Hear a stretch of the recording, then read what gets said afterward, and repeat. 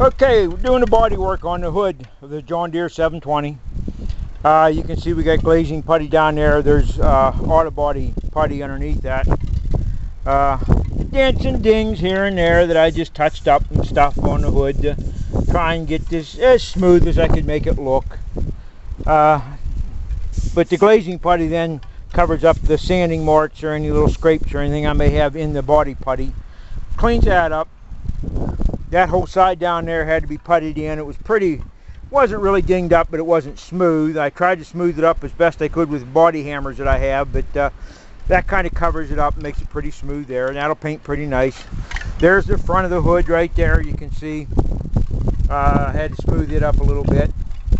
But other than that, it's coming along really well. The main hood is in the tarp over here.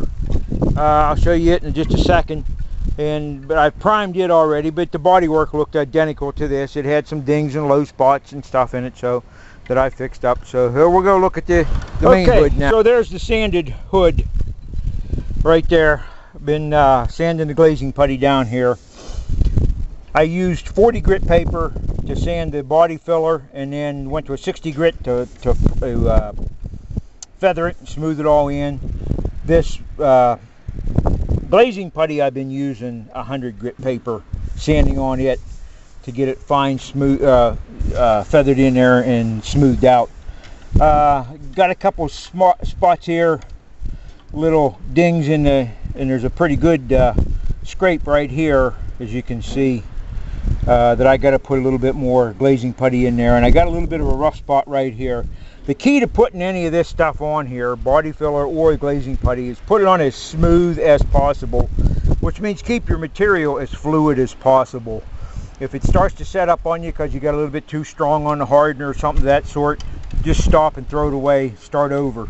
Because if you get these, and that's the result of what this is here, it was a hard piece or something in the body filler, I'm assuming what that's from.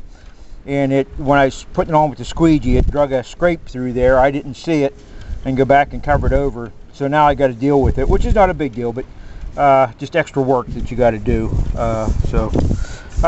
Just working on getting it sanded down here. Like I say, I've got primer on the main hood already. It's been about 20 minutes, so I'm going to go back and shoot it. Another good heavy coat on it. And then in the meantime, I'll get this glazing on a couple small spots here, and then when I get back to this from shooting that hood, this should be about set and I should be able to go ahead and finish it up. So that's what she's looked like. That's the progress on it. Okay, here's the main hood in primer, first coat. I'm going to put one more coat of primer on.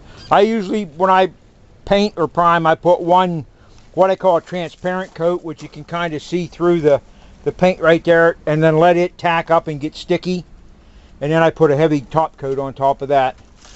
Did body work right here. There was some dings and dents in this ridge right here. It had to be cleaned up. Little couple dents and dings on the top. There was one right there. I can see it coming out through the primer.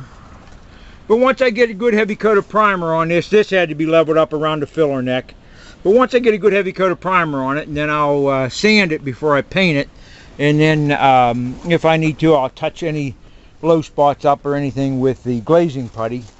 But all in all, pretty straight. Not too bad going down the side there. There was some dents and dings in here, some waves. A couple waves on the other side there, but I got them all filled in. So like I say, it's not a restoration, it's a paint job, but just trying to make her look nice, that's all. So we're coming along. That's it.